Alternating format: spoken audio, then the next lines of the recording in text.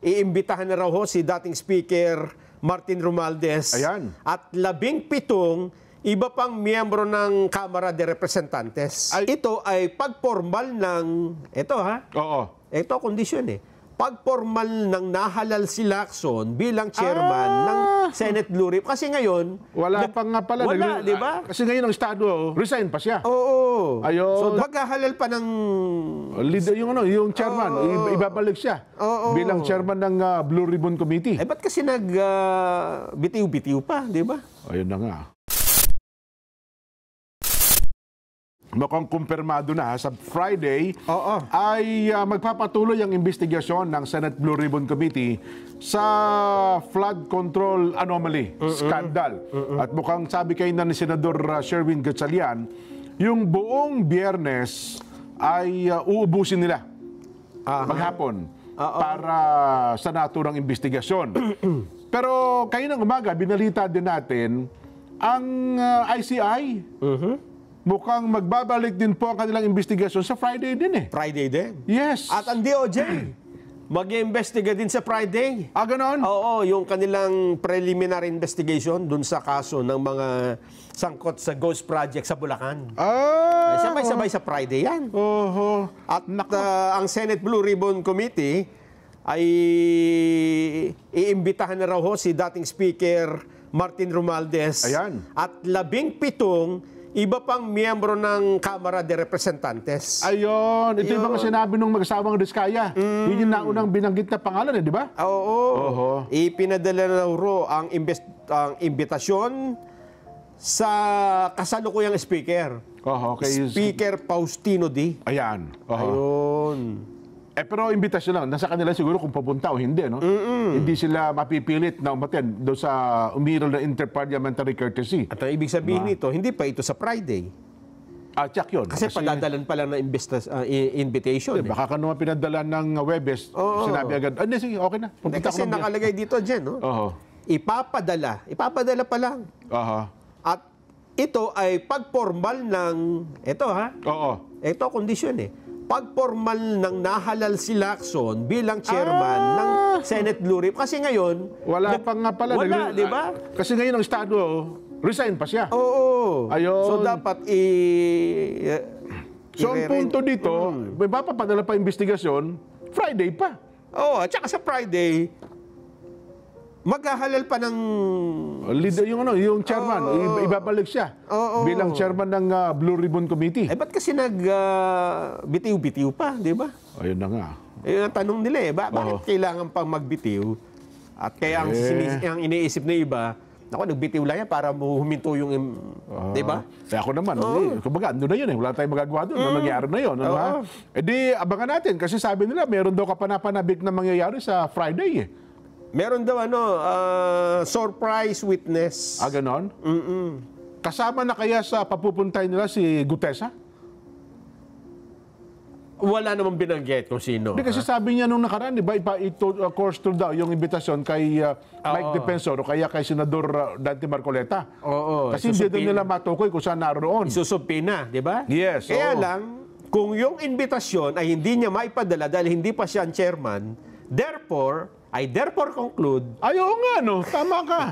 So, sino ang mag-sasabpina kay Gutesa? Walang chairman, di ba? Oo nga, no? In essence, walang Senate Blue Ribbon Committee ngayon. Hindi umiiral. Di ba? Dahil ayaw... Hindi, acting siya, no? Acting, pero hindi man umaakto, Di ba? Hindi, baka naman nagpadala na ng imbitasyon yung... Kasi kung magkakaroon ng hearing sa Friday, di walang maimbitahan kung sino. Kaya nga. Ewan ko kung anong gagawin nila sa Friday. Hindi, kasi kung yun ang tama ka, sabi mo, kung ngayon ay walang umiral, wala palang mag-i-issue ng sabpina. Tsaka hindi sila hindi naman sila nag-meeting. Nag-session ng yung Blue Ribbon. Kasi kung Blue Ribbon, dapat, di ba? Diba, kay Martes pala naman ngayon, baka nakikinig sila ngayon. Nga pala, no? Siguro sabihin ni Senador Erwin Tulfo na, ay, ipatawag mo nga si ganito. Sino-sino yung papatawag natin? Ako bilang acting chairman. Para sa Biyernes, ay meron tayong mga... Kasi magmumukha tayong engot dito, sabi niya. Tayo magkakaharap-harap dito. Nag-hearing tayo, wala naman. At saka pala, tama, Kasi kanina may nakita akong report ni Mean nag-session ng Senado eh. Meron na kayo. Nagbalik na ang session nila. Balik na. Actually, dapat kahapon eh. Kasi wala lang pasok kahapon. Dahil may bagyo. May bagyo. Kaya ngayon po, nagtuloy sila kayo na. Nanonood din ako ng hearing. Baka ayusin nila bago mag-Friday. Ayun. Baka naman, yung acting chairman na si Senador Erwin ay maglabas ng mga imbitasyon para sa Friday para pag-upo. At may babalik, halimbawa, formality. May balik po si Senador Ping Lacson bilang chairman. Ang pag-uusapan na lamang yung 17 congressman. Di ba? Kaya lang, sabi ng iba dyan,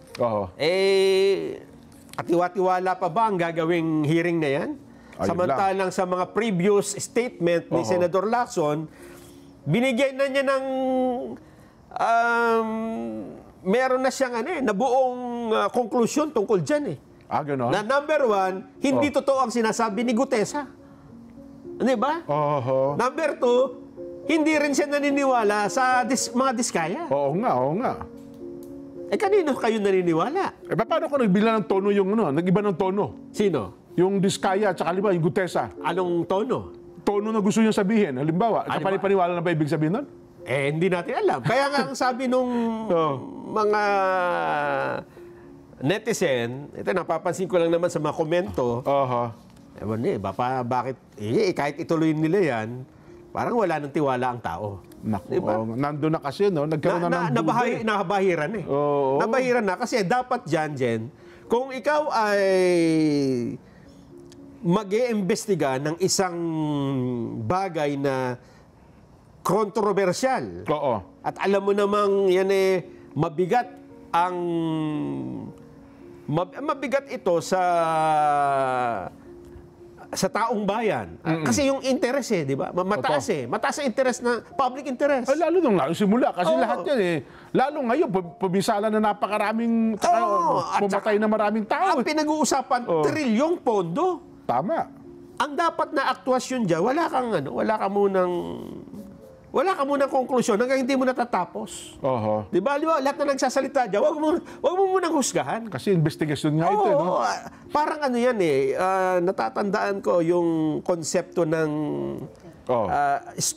brainstorming. Doon sa brainstorming, para makakuha ka ng pinakamagagandang idea, huwag mong kokontrahin lahat ng magsasalita. Ng mga idea lulutang. Hindi pwede mag-suggest. Suggest ko po. Ano bang suggestion nyo? Maganda po, ganito, ganyan. Kokontrahin mo kagad. Wala na mag... Ba't pa tayo nag-brainstorming kung gano'n na mangyayari? Ang kasi, ma-discourage yung iba na magbigay ng suggestion dahil baka barahin mo. Kaya ang konsepto ng brainstorming, isulat mo na ng isulat, pagka nakuha mo na lahat, tsaka nyo pag-usapan. Ayun. Kaya nangyari dito, nagsalita yung isa, binanatan mo na kagad. Peke yung notaryo mo. Yung bag, hindi dapat ganyan, yung brand na gagamitin. Ganon? Bakit? Anong motibo mo? Ba't mo sinasabi yan? Nako. Parang gano'n ang nangyari, di ba? Hindi pa man natatapos, magsalita, binabara mo na. Parang may yung mga dapat mag-imbestiga, may stand na gustong puntuhan. Hindi nakakabuti yun. Totoo. Well, anyway, tignan natin ang reaksyon ng ating mga kababayan. Yan po ang paksa na bahagi ng ating Vox Populi. Ang tanong, tiwala ka pa ba? Tiwala ka pa ba sa magiging daloy ng investigasyon ng Senate Blue Ribbon Committee sa susunod nilang pagdinig? Kung ang sagot niya po, opo naman, tiwala pa rin ako, letter A. Kung ang sagot niya po, parang hindi Parang nabahiran na po ng kanyang political ambition. Nako, ang letter B po yun, Ang paraan po ng pagsagot sa ating Vox Populi ay ganito. Ang J. Mendoza. Jen and Nelson, umabot na sa 16 na transmission lines ng National Grid Corporation of the Philippines o ng NGCP ang napatumba ng superbagyong Uwan. Ayon pa sa NGCP, nakapagtala rin sila ng 12 o 12 na nakahilig o leaning transmission lines at 26 na naputulan ng kable dahil nadaganan ng puno, bunsod pa rin ng sunod-sunod na mga pasok ng bagyo at tumatama sa ating bansa. Agad namang inaksyonan niya ng NGCP dahil tuloy-tuloy naman ang kanilang pagkukumpuni sa mga nasira nitong pasilidad. Mismong Department of Energy o DOE ang nagbigay nagbigay ng deadline sa NGCP. Ayon sa DOE, may 10 araw ang NGCP para ayusin at maibalik ang energy supply sa mga naapektuhang lugar. May posibilidad din na tataas ang transmission rates na nakikita o makikita ng bawat consumer sa kanilang mga bills dahil sa pagtaas ng AS o ancillary rates naayon sa NGCP ay dahil din sa pagtaas ng presyo ng langis. Samantala naglabas sa pahayag ang Nueva Vizcaya Electric Cooperative o ang Novelco na sinusubukan na ng NGCP na ibalik ang kuryente sa lalawigan pero hindi ito naging matagumpay. Patuloy na gumagawa ng hakbang ang kooperatiba para maisaayos sa mga linya ng kuryente sa lalong madaling panahon. TJ Mendoza para sa Saganang Mamamayan. So TJ, mga magkano daw, kailan pala may implement yung pagtaas dahil doon sa ancillary service nila? General Nelson, yung 0.34 centavos na binabanggit ng NGCP ay possibility pa lamang dahil hindi pa naman yan naaaprubahan ng energy or ng ERC, Energy Regulatory Commission. So dadaan pa yan sa ERC at kung maaprubahan ay talagang makikita na natin sa ating mga bills. Pero yan ay pinagtaon na pa lamang ng NGCP sa ating